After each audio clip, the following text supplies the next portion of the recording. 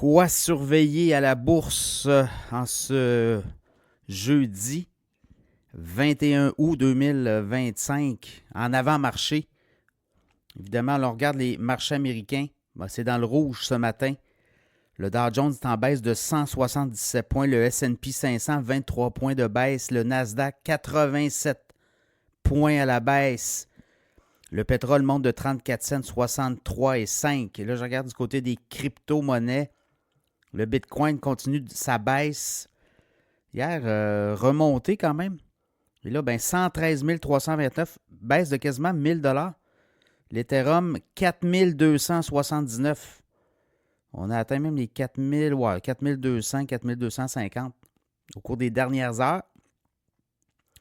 Je regarde du côté de l'or. L'or baisse aussi 4,20 $, 3342. Du côté du Hang Seng Hong Kong, on est dans le rouge. Baisse de 61 points sur l'indice. Et le stock 600 en Europe baisse de 2 points. Pour le reste, il y a beaucoup d'informations, évidemment.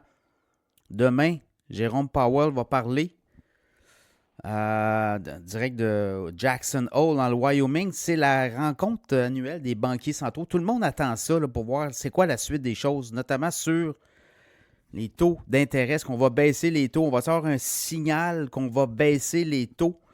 Là, il commence à y avoir des gouverneurs de la Fed qui sortent pour dire qu'ils sont encore ambivalents. Hier, les minutes de la Fed qui ont été dévoilées. Les minutes de la Fed, en fait, c'est on a accès au verbatim des conversations des gouverneurs de la Banque centrale des États-Unis, la Fed, par rapport à leur discussion interne. Est-ce qu'on baisse les taux? Est-ce qu'on attend l'inflation? Est-ce que les tarifs vont mordre? Est-ce qu'il va y avoir un impact là aussi? Donc, c'est tout ça, là, et ça s'était très partagé entre les gouverneurs. Voilà. Donc, Walmart, ce matin, fait état de résultats financiers partagés. Au niveau des ventes, on bat les attentes des analystes, mais au niveau des profits, on manque la cible. C'est la première fois depuis mai 2022.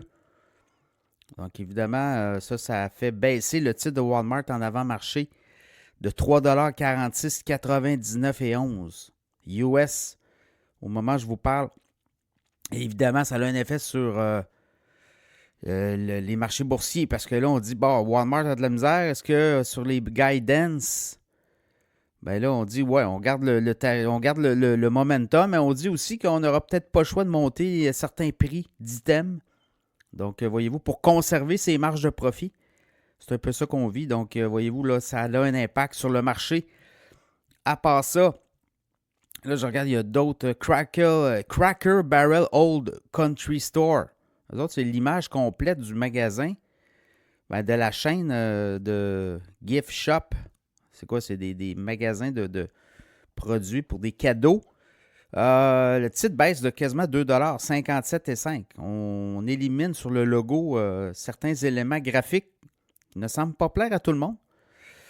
Donc, ça fait jaser. Trump dit au niveau des projets éoliens et solaires, ça se peut qu'il y en ait qui ne soient pas approuvés. On lève le pied là-dessus.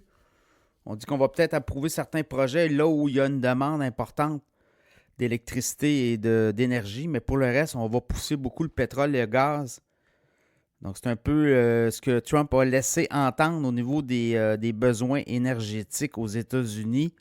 C'est pas nouveau, là, ça faisait partie de sa plateforme électorale. Il en a parlé en long et en large durant la campagne électorale.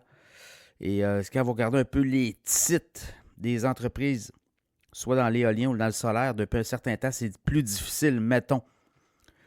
Pour le reste, je regardais avec l'Europe, le fameux 15% là, sur les voitures, là, ça semble être révisé à la baisse du côté des États-Unis. On est en train de peaufiner l'entente qu'on a eue avec l'Europe. Et on dit qu'on va, imposer des 15% de tarifs sur des pièces d'auto, mais ce ne sera pas tout. On peut avoir certainement là, des accords là-dessus. Pour le reste, je regarde hier les ventes. Là, si vous regardez le Mag 7, les 7 magnifiques plus Broadcom, ça s'est vendu beaucoup. Est-ce que ça continue? Ça va continuer aujourd'hui. Là, on est dans le rouge. Est-ce qu'on va pouvoir voir le bottom? Et on dit que les achats ont lieu. Walmart hier, Oracle, Mastercard, entre autres. Mais c'est les titres. Si vous prenez les 8 plus grosses capitalisations, sur le S&P 500, tout ça a tombé, puis les 9 à 15, ça a monté. Donc, les gens se sont vraiment... Il y a vraiment un turnover.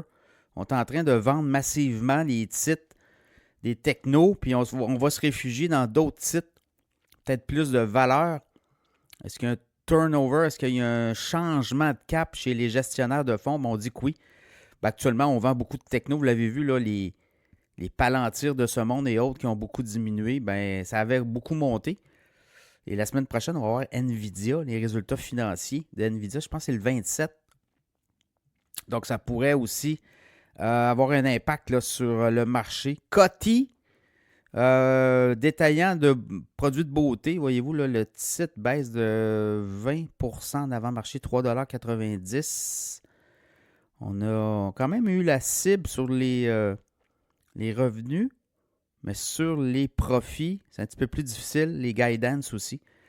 Donc voilà, aujourd'hui, encore une journée de digestion, possiblement, s'il y a un retournement. Ben, elle va venir de où? Elle va venir de Wall Street, elle va venir d'indicateurs. Pour l'instant, il n'y a pas grand-chose à se mettre sous la dent. Donc, c'est un peu normal, le mois d'août. Toujours plus difficile, là, les dernières semaines du mois d'août. Les 2 dernières, habituellement. Et septembre, c'est un petit peu plus difficile. Est-ce que c'est ça qu'on vit? Mais si vous regardez depuis le début du mois d'août, on est dans le vert. Il n'y a pas de problème là.